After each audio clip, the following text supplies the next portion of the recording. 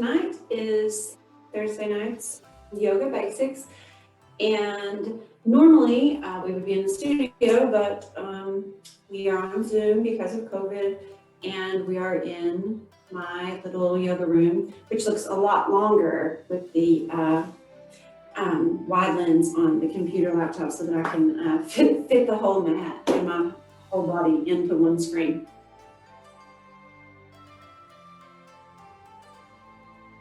So to start off with, something that I thought would be important to go over is how to kind of avoid wrist pain when we go into certain poses.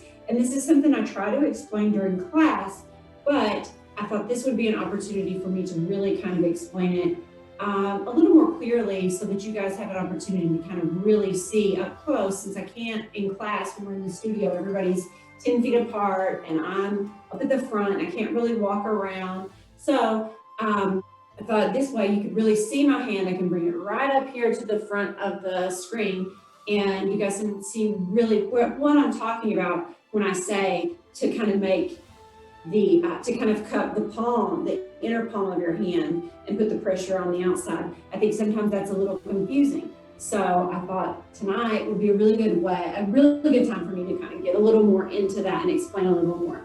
So when we're talking about your hand and we're talking about like going into something basic like down dog, we want to really, you want the pressure, the most of the weight, you want to put, you want your fingertips firmly placed on the mat. And I'll go through this again and actually show you in a second. You want to put your fingertips firmly on the mat. Like if I were going to go by and check your grip on the mat, you would want it to sort of be like if you're pressed down so hard that if I tried to lift up your finger, it would snap back because you're holding tight to the mat and pressing tight. So you want these fingertips pressed into the mat, as well as right here, this part of the thumb, you want this pressed into the mat as well. You don't want to let this part lift up. You want to keep that down on the mat too. So that's down too.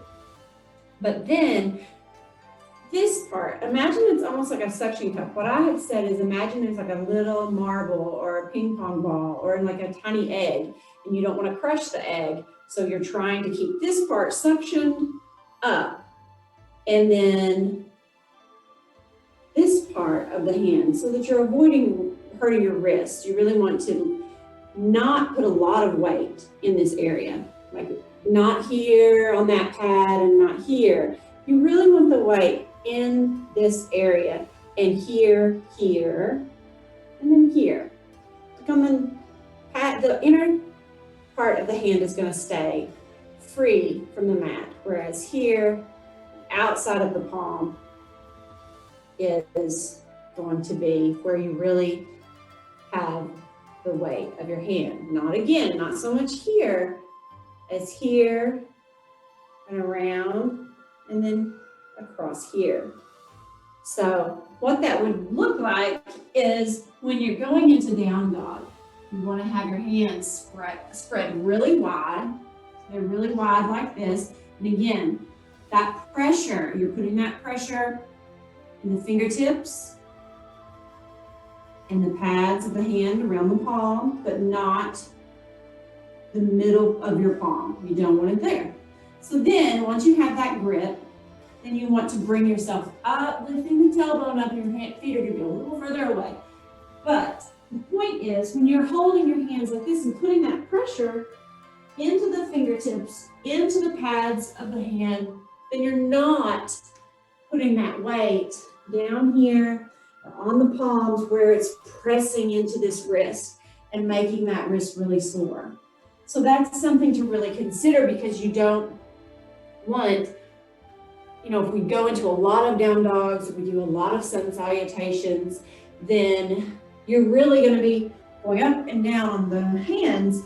And that pressure, I noticed some of you in class in between, poses, I see you kind of holding onto your wrist or using your fists sometimes instead of your hands. And really we want to get our hands stronger. So if you're doing it correctly and you're positioning your fingertips correctly, then that weight will naturally not be on the wrist area. And then also when we're talking about a foundation with the feet. Now I'm going to put my feet really close to the screen.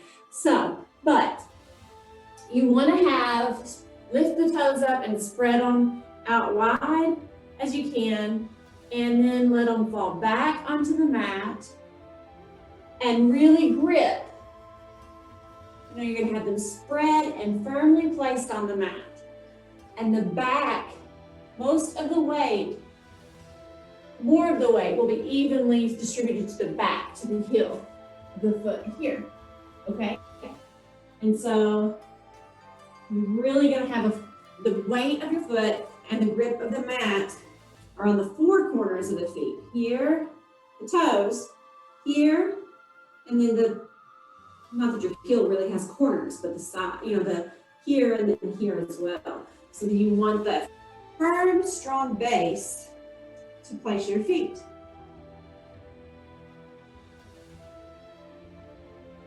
We really just primarily are working with inhaling through the nose and exhaling through the nose. The tip usually, I mean, everyone's lung capacity is different. The tip usually is breathe in, inhaling, maybe for a count of 3 or 4 slowly. So we breathe in 1, 2, 3, and then hold just for a moment, and then exhale 1, 2, 3, 4. So you try to exhale like 1 count longer than you would for your inhale. So for the first thing that we're going to do, we're just going to start out in child's pose. In child's pose, we're going to be on our knees. And if your knees hurt, if your knees are sensitive, one of the things that you can do, even just at home, you don't have to have a specific yoga blanket or that type. You can have just like a beach towel is a really good substitution.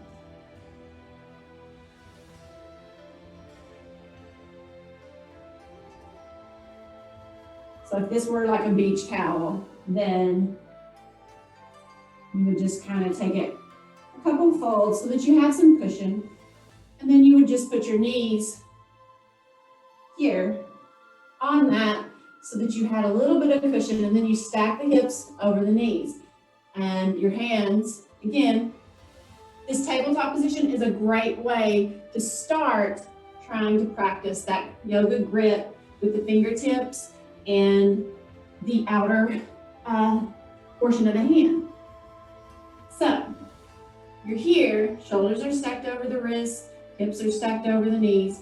And for child's pose, a traditional child's pose, you're just going to push back with your hands so that your bottom, your what we call sit bones, are pushed towards the heels of the feet. Hands are straight out, and then you start to collapse the chest towards the legs and head towards the mat. Now that's not going to work for everyone all the time.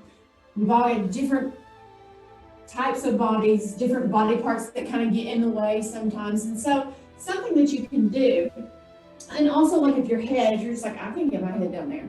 That's fine. One thing that you can do is you could even on the high height of your block, you could bring the mat to you and set it up so that the mat is meeting your head and you're still in child's pose. And you don't have the strain on your neck of trying to hold it up or push down. One of the things that you can do again is you can bring the mat to you. So like if this is as far as you're going, you can bring the mat to you with your blocks so that your hands are still in the same position they would be if you were just a little further down.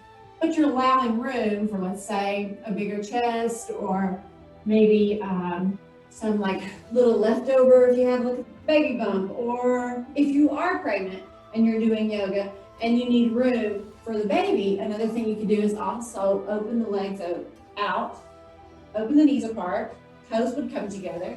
So your toes would look like that, it would be here. But your knees are out, and that leaves room for your belly, for your baby.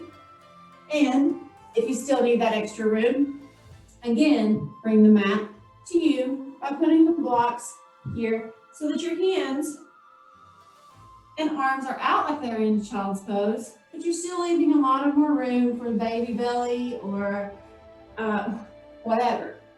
Or if like your hips are really tight and you're just like, I can't get down there. I'm not going down there. My body doesn't do that. Then this would be another way for you to bring the mat to you and feel a little more successful in a pose. That's something to think about too. Success in yoga is really very independent. It's really just you honoring your body and what your body is capable of, like how you make yourself feel better by doing the yoga and the breathing and calming yourself, and as well as all the number of health benefits that there are. So if you don't do the pose exactly correct, if you don't do it just like you see some yogi in some famous YouTube video, or even just if you just are doing it the same way I'm doing it. I've been doing yoga for like a decade, so how I'm doing it and how you might be doing it are going to be a little different, but that's okay. All of our bodies are different. Not everyone has the giant wingspan arms, so they're not going to be able to reach as far. So you just make yoga work for you and honor your body. That's what it's all about, is honoring your body, honoring your spirit, finding some peace in the present moment to just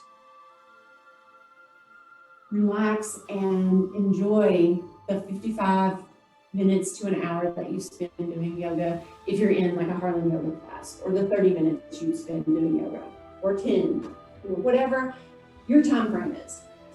You want to just be able to really honor yourself when you're doing this. So if you don't do a pose exactly the same as someone else, that's totally okay. Not everyone's body is the same. So the first pose we're in is child's pose. And again, that can be with the knees together or the knees apart. And in this pose, we want to take in 3 breaths. So again, we talked about how to count. So you're going to say whatever 1, 2, 3 inhale would be. Hold. And then exhale through the nose. 1, 2, 3, 4. And really pay attention to where that breath is. Feel it. Feel yourself breathing into the back of the lungs. Feeling the rib cage spread and open as you inhale. And feel it deflate as you exhale. And feel the difference that has in your body. So from here, after your 3 breaths, we're going to come back up to the tabletop position. And then from here, we're going to take another inhale and exhale. And then we're going to work on what we call cat and cow. So cat and cow pose are pretty simple. You're here again, hips stacked over the knees, shoulders stacked over the wrists. Got a nice yoga grip on the mat with your hands. And we'll start with the cow pose. And on the cow pose, you're going to inhale. So as you inhale, you drop the belly and lift your gaze as you inhale. And then as you exhale, you go into the cat pose. Exhaling, tucking the chin, arching the back. Again, doing the best you can to keep the shoulders over the wrists and either the hips directly over the knees or slightly in front of the knees. And then you just flow through that, inhaling, cow pose, dropping the belly, lift the gaze. Exhale, cat pose, tucking the chin, arching the back. And normally in class, we just flow through this at our own pace because again, everybody's lung capacity is different, everybody's breathing patterns are different. But it gets you in the habit of moving with your breath, which is really important in yoga, is learning how to move with your breath.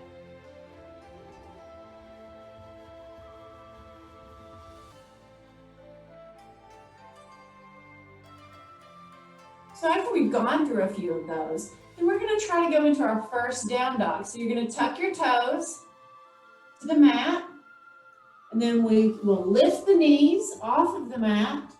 Again, keeping that grip with the hands, just as we talked about, just in those same spots, keeping the weight off the back of the hands and the wrists, and then just pushing the back, the feet and the hips back, trying to lift the tailbone towards the sky.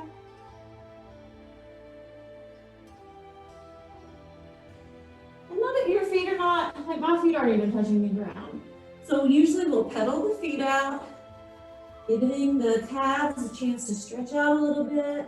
And as you do that, you can always continue to push into the mat with your hands, which will push the chest back towards the thighs.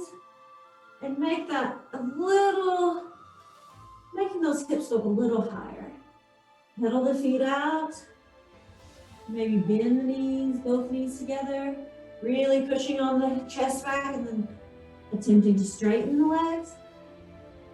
And again, you're not always going to be in the same position as someone else. So one of the things that you can do,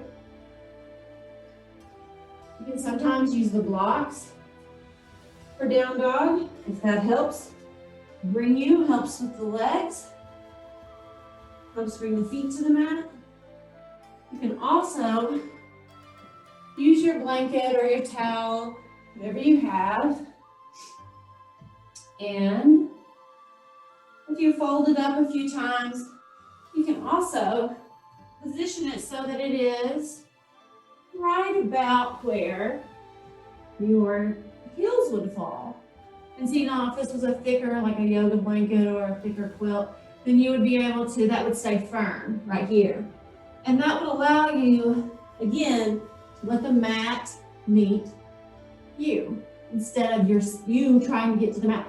So the mat's meeting your heels instead of you trying to press so that your heels meet the mat.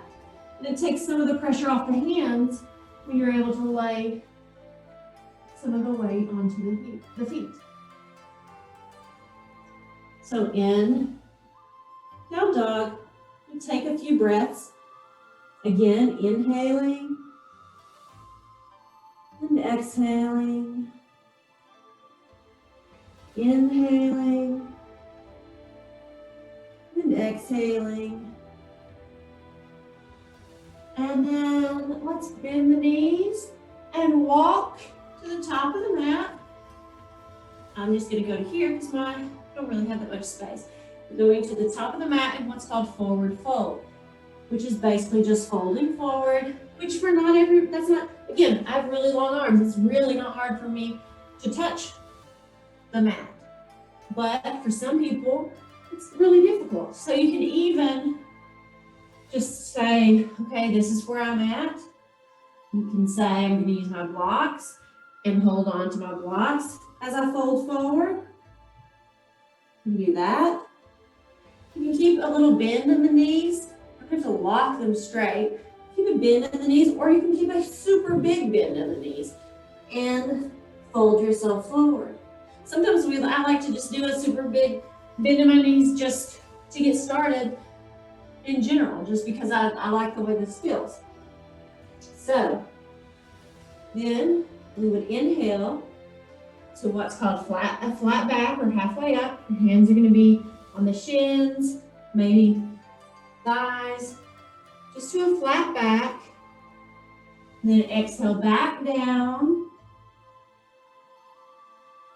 And from here, let's take one of the blocks. And from here in forward fold, we're just going to turn here and try to work on opening our chest and twisting from the waist, leaving the hips forward. Then if you can lift the arm, then you can do that. Otherwise, then we'll take a breath. And on the inhale again, we would go to the opposite side. And on each side, your body is going to be different.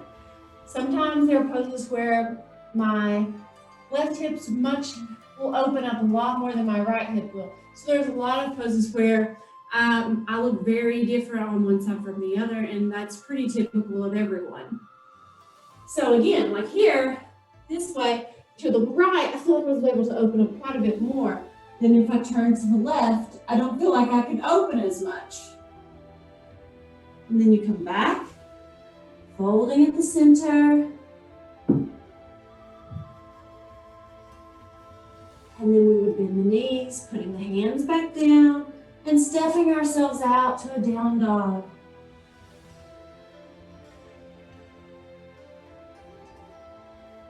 And from down dog, now bend the knees, walk ourselves back to the top front of the mat, forward fold. Then we might go to a flat back, forward fold, bend the knees, take the hands, and let's inhale up, all the way up, reaching up, up, up. See, I've tried to put myself on this camera and I still am too tall to need to scoot back maybe from here. So you're gonna go reaching up, up, maybe even just slightly. A back bend, just slightly. When I say back bend, I basically just mean take your gaze up and put your hands just, your arms kind of slightly back. I don't mean like fold all the way back. And then from here, we would just reach the arms out, lead with the chest, the heart, and exhale back down to a forward fold. And again, then we can step out again to down dog and start that process over. So, and then from here this time, we're gonna bend the knees, walk ourselves to the top of the mat in forward fold, and go to flat back. Exhale, forward fold, bending the knees, and we'll take our first chair pose. So that's just almost just like you're trying to sit into a chair. Arms can be here, arms can be up. And so your knees and feet, they don't have to be right here, just about slightly hip width apart, bending, trying to keep as much of the weight on the back of the heels as possible, and just sitting briefly. Can be here, this can be your chair, and you can just be right here. Some people go super deep, and then you just got your middle. Then we just fold back down, flat back, forward fold on the exhale, bend the knees, and step back to down dog.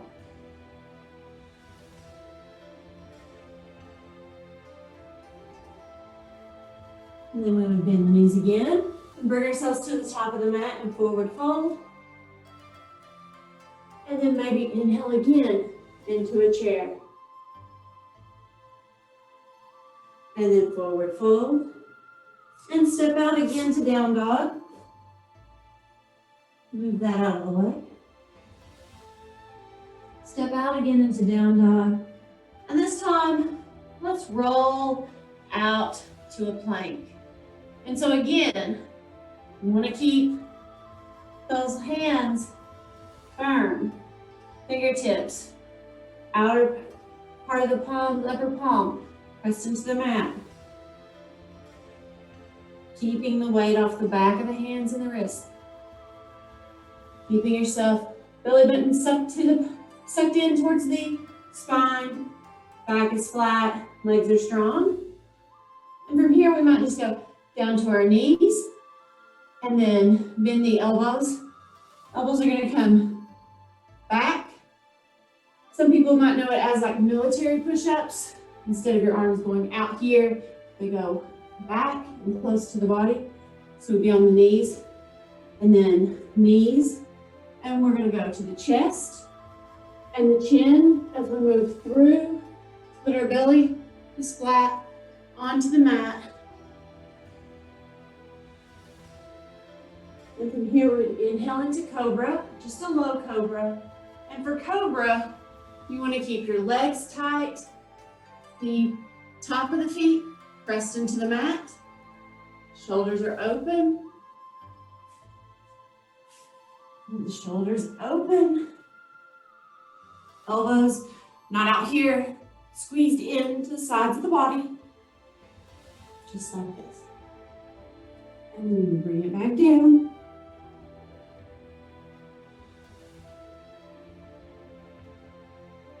And then you would maybe lift again. You want to keep your core tight. when you're doing Cobra, you want the front body to help out the back body. You don't want just your lower back, just your back and your spine being what's helping you push up. You've got to keep the core tight. This is the reason, some people are like, oh, yoga seems so easy. It doesn't look like it'd be a very hard workout. And it doesn't have to be. It can be super relaxing, super stretching. It's really, like I said, it's what you make it. It's what you want it to be. But there are things that you need to do to keep yourself safe. And one of those is protecting the back body, the front body, and vice versa. In this case, you are going to want to squeeze the glutes, which is here. And then tighten your legs, tighten the stomach, tighten the abs, so that the abs and the pelvic bone pressed into the mat are helping lift you. So it's not just the lower back, just the back that's lifting you up into a cobra position. And those are some things that can be really helpful when you're just learning yoga, or if you've not practiced it in a while, or if you've only practiced it at home by yourself and you don't really, maybe you haven't learned or don't understand the mechanics of some of it, which I didn't. There's some of it I didn't recognize and know until I went through teacher training, and they walk you through each little piece. And it's not that the instructors I've had in the past didn't show me that. It's just one of those things that when you're learning the step-by-step so that you can teach it to someone else, it kind of hits you a little different, which is why I thought this might be a good video to have and to post. So taking you through it step by step and piece by piece. I could never do this in a class because everybody would be like, when are we going to stand on our heads? When are we going to do this kind of yoga? When are we going to do that? They'll be very bored. You guys might be bored right now. But if you're interested in doing yoga, I really want you to do it safely. I don't want you to hurt yourself. So these are some really important pieces to know. So again, let's say that we're down in the cobra position here. And from here, we're going to go back up, lifting off the hands and pushing back back towards child's pose here. And from child's pose, we might lift up to a tabletop, tuck toes, and go into a down dog. And now from down dog, we might have to walk forward a little bit. Don't want to put a hole in the wall. From here, we might lift the right leg behind us for down dog splits. And that doesn't, like I'm lifting my leg way up here. You don't have to be expected to do that. You might just be here or here. That's fine. But we're going to lift the leg up, and then we're going to start to work bringing the leg through towards between the hands. And see, I didn't even make mine there. So when it doesn't get there, take the hand and walk that foot up. You can use your blocks here once you're in your lunge to give you a little more height, opens the chest a little more.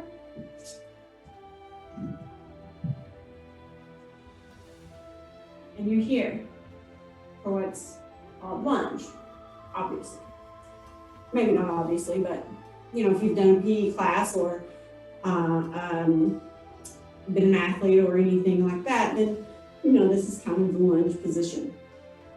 And what you're going to do is you want to make it, imagine like that right between your inner thighs there's a piece of paper, and you're trying to squeeze and keep that paper from dropping.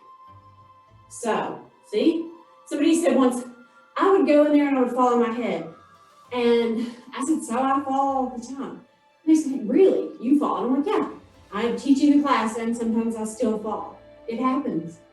It's going to happen. You're not always going to be balanced. And that's okay. It doesn't matter how much experience you have. So you're keeping that lunge, and then you would lift. But you don't want to have your hips twisted here or twisted like that. You're trying to keep them forward as best you can for your body. And this is a high lunge. And then you can have your hands here as you balance, or once you're steady, you may lift your hands, sink yourself into that lunge a little more, and keep everything strong. Then you would bring the hands down on your exhale, and we would go either, we could go into down dog, or from here we might go into a low lunge. And so for a low lunge, you're gonna drop the back knee, lay the top of the foot onto the mat. Again, really work keeping the hips squared, lift the torso for a low lunge. And again, if you're steady, I'm gonna bring the hands up. There you go. And that's your low lunge. To get out of that, tuck the toes, lift the back knee. Now, you can just keep your hands on the blocks, remove the blocks so that you get the hands to the mat and move that leg back to down dog again. And of course, there's a whole like sun salutation of poses we could go through. But today, for this video's purposes, we're just gonna lift the left leg up. And then we'll bring that leg through between the hands. And again, if you do this and your foot's here, take the hand and walk the foot up. No big deal.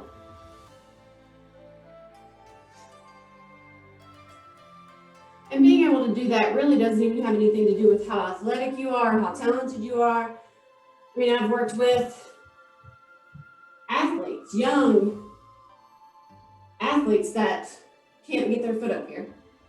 And that's okay. Yoga is a very different type of activity.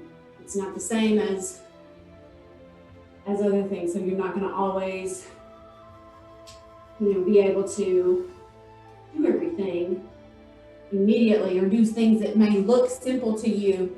You might not always be able to do those because they're not actually as simple as you think they are. So again, you're in a lunge, lifting from torso.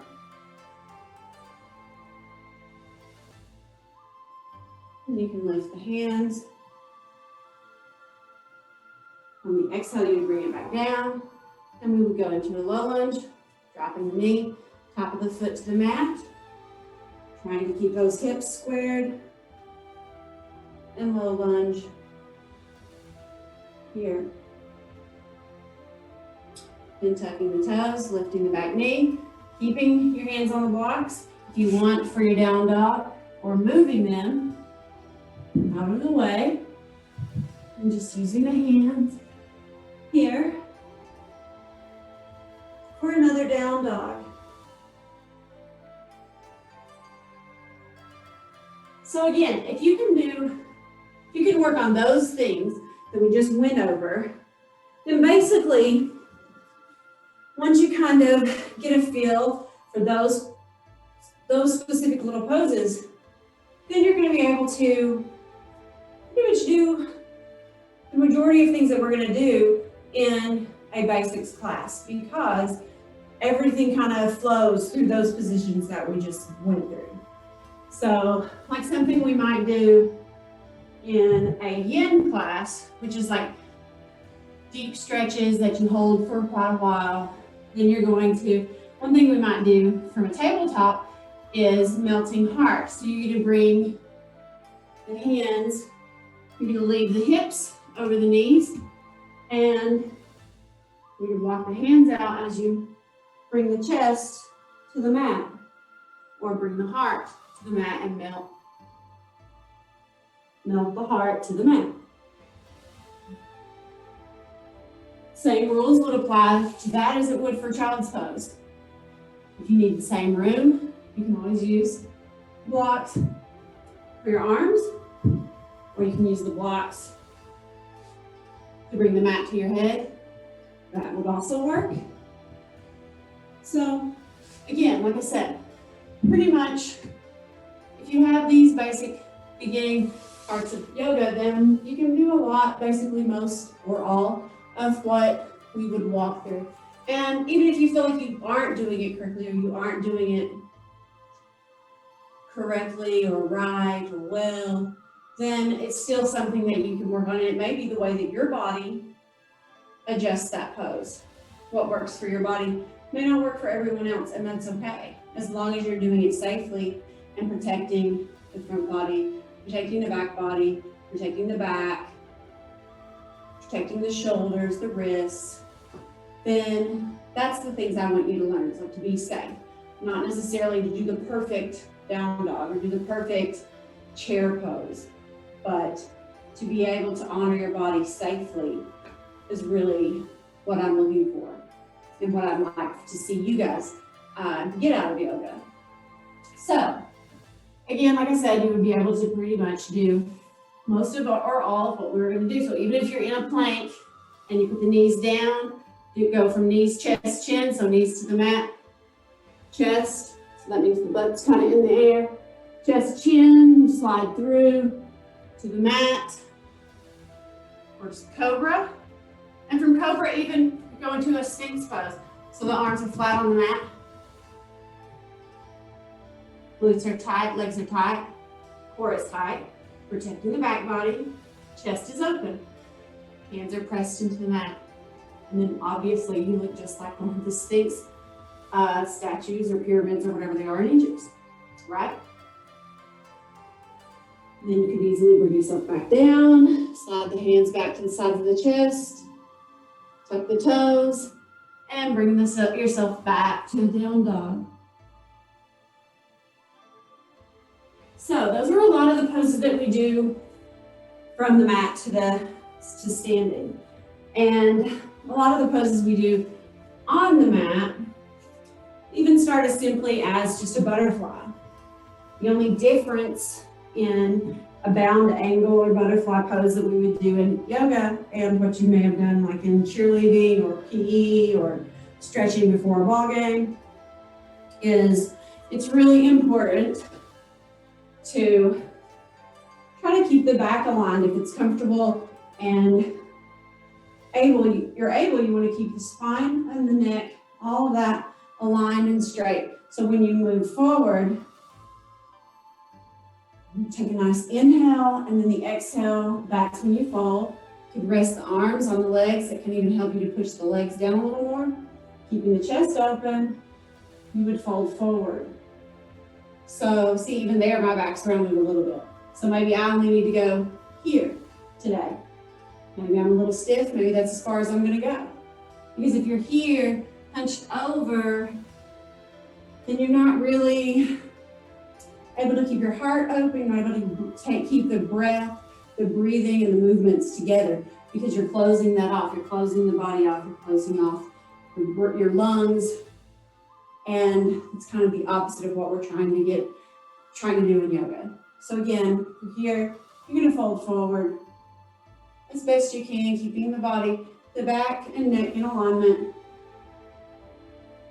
And so again, this might be as far as you go. I've seen people that go all the way down and can keep their back and neck aligned.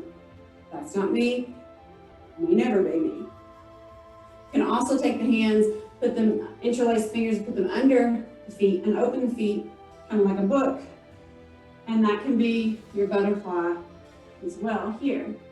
And again, it might just be that you're here and this is it. And that's fine because you're still doing yoga. That's still yoga. A couple of the other poses, the last couple of things we'll go over is a bridge pose. So the feet are flat on the mat, the knees are bent, and you just are gonna slowly bring yourself down to the mat, slowly letting yourself go to the mat, releasing to the mat. Now, walk the feet in a little closer to your sit bones, to your bottom, and the knees are about hip width apart. Now, for bridge, the hands are going to be, to start with, they're going to be flat on the mat here. Shoulders are going to be down against the mat as well. And you're just going to lift, keeping the back strong, keeping the core strong, glutes are strong, thighs are strong, lifting the hips. just like this. That might be it. You don't want to let the knees come way out here. You're going to keep the knees in. Keep the body strong, and then you just bring it down. You want to kind of work on beginning to roll, what's called roll your shoulders under. So you would want, if you can clasp the hands underneath the body, you can start to kind of walk the shoulders under the back and allow yourself to lift the hips a little higher.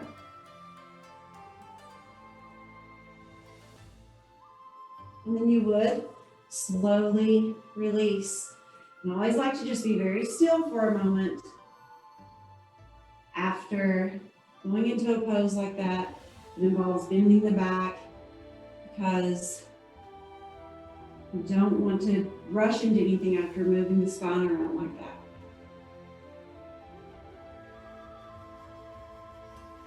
So after a few moments of resting or giving the spine a chance to relax, you can lift yourself up. And really that brings us into the next pose I was going to go over, which is boat. So if you're just sitting, feet on the mat, in front of you, hands behind the thighs, underneath the knees maybe, sitting straight up, good posture, shoulders are back. Then try tilting just a little back and lifting the feet off the back. And this might be as far as you go for quite a while. If you had a strap, if I had my strap, something you can do, or even if you had a belt. Put the strap, the flat part of the strap around the ball of the feet. Use the strap to lift yourself up and hold yourself in a boat pose. My legs do not like to go all the way out straight here, so I don't often do that. But once you come out of the boat, you want to roll over like so, roll the boat, upper body over, hugging the knees. And just kind of let the head drop to the knees to give the back, the spine, an opposite stretch of what you've just done. And then we might roll back up, lift again. And this time, instead of being here, you might have the feet here and the hands are still behind the back. Or you might think, I can be here. And this is an okay place to be. But as long as you can keep the front body tight and strong, because you're trying to protect and help the back body. So you want to be able to really balance out that weight. And you can just roll yourself back down and hug the knees.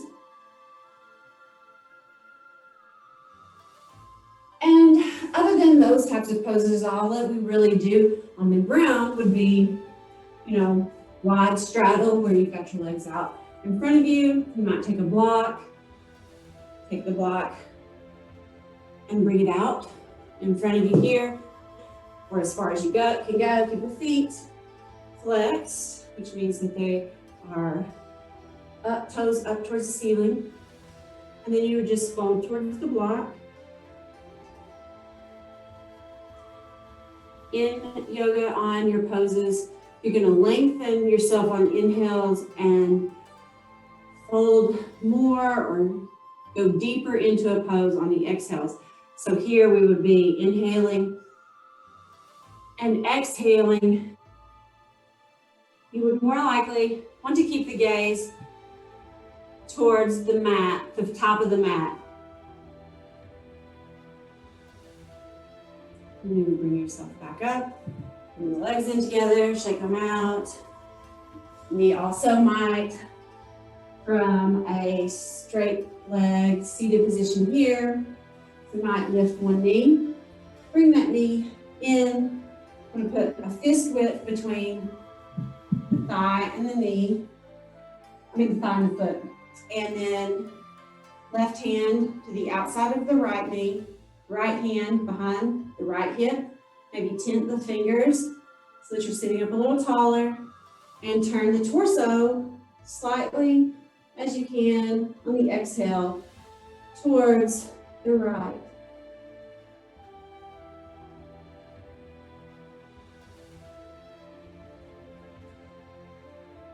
And you want to try, especially when you're first working on a twist, keeping your gaze in line with like the sternum, the collarbone area, and you keep your gaze lined up here.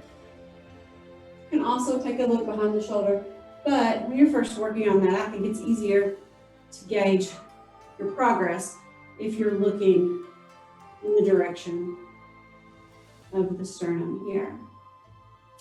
Then you can bring that leg out, bring yourself slowly around, bring the leg out. And then we just do the same, fist width between the foot and the thigh. Right hand to the outside of the left knee, left hand behind the left hip, and turn the body to the left, the torso to the left. And then bring yourself back to the center. We come back out. We might inhale up, fold forward as we exhale, reaching towards the feet. And reaching towards the feet might mean that your hands are on your thighs, your shins, on the sides of the mat. They can even be on your blocks here. That doesn't have to mean that you're way down here, reaching towards the feet. I mean, you're reaching towards the feet regardless, but you don't have to be touching the feet. You could just be here.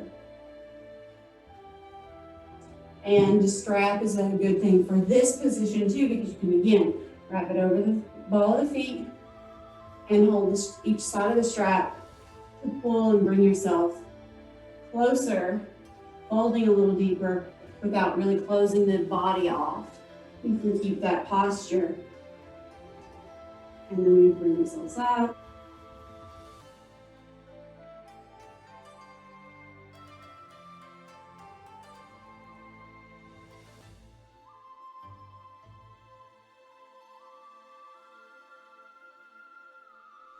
Let's say that we're standing straight up in front of our mats. And I might say, let's take a step back with the right foot, positioning ourselves for warrior one. That would mean that you're taking the right foot back, and that toe is gonna go, that foot is gonna go this way, out. This front foot is going to stay forward, toes pointing forward. The heels are gonna be lined up together. From here, position myself, bend the front knee. Don't necessarily want the knee way out here. Really just the knee over the ankle, knee pointed towards the pinky toe. You should be able to see the big toe.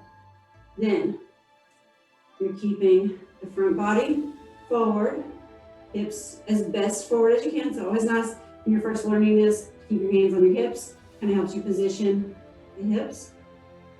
Then, I talked about having a piece of paper like between the inner thighs. Here, you want to imagine having a piece of paper under the front foot and the back foot, and imagine trying to tear the paper in the middle by pushing this foot this way and pushing that foot back that way. You're not really moving your feet, but trying to hold into the mat, grip into the mat with the feet, so that paper, imaginary paper, might rip in the middle. Then you're here. Once you have yourself positioned, then you can bring, and this back foot doesn't have to be absolutely straight out here. I kind of like to bring the toes sort of at an angle. And then you would just bring the hands up if you can, and if it's comfortable. And from here, you can go into a warrior two, which is going to be this way. Position the back foot a little differently, being that the heel of the front foot is aligned with the arch of the back foot. So we're here. And then the rest of the pose is kind of the same. Knee is bent to where it's pointing towards the pinky toe, big toe is seen. And then you're here, opening yourself. Front body is opening up. Arms are out wide, strong. And then once you're in a strong, good position here, and your arms are strong and even aligned, you can look down this front arm with your gaze. And then we would end up reversing our warrior, which means the back hand goes to the side of the leg, The front arm goes over the head. Then we would extend, bringing the front arm, forearm, placing it on the upper thigh. And the arm that was in the back will come up over the head here. And then you would find yourself back in warrior.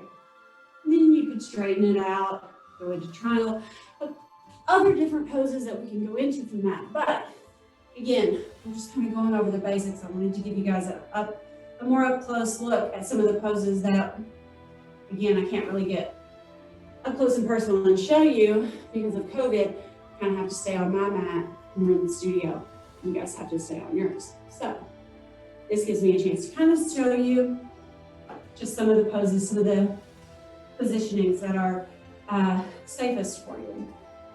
So hopefully this has been helpful. Obviously, you can always direct message me on Facebook for any specific questions. Please feel free to join us if this is your first time trying or checking out yoga and you think this might be for you. We will be on Zoom only at least for another week until the governor changes the restrictions. So you can try it out right there in your home. And you don't even have to leave the house, you can stay right there. You can get a simple cheap mat at Walmart, blocks as well. Nothing that you want, you have to go out and spend a ton of money on right away. I do suggest getting 2 blocks. I recently ordered myself, ordered an extra mat and starter kit from a company, and when they sent it, it had a mat, a strap, and only 1 block. So and that's only kind of helpful. You still kind of need 2. I think these wider blocks, the thicker blocks are better. I make them a little thinner than this, but I think the thicker blocks are more accessible. You're able to do more with them. Mine are cork, but most people use foam. I would suggest foam to start out with. But if you have any specific questions, again, feel free to ask, feel free to direct message me. And if you want to show up for our class, please let me know that as well. Drop-ins are $10, and then we also have an unlimited plan, but that's something you may not be interested in until you try it a few times and see if you like it. So, but I can answer any of those specific questions if you like, but just let me know what you thought about the video, if it was helpful, and otherwise, hopefully I'll see you in the Zoom yoga class soon. Thank you.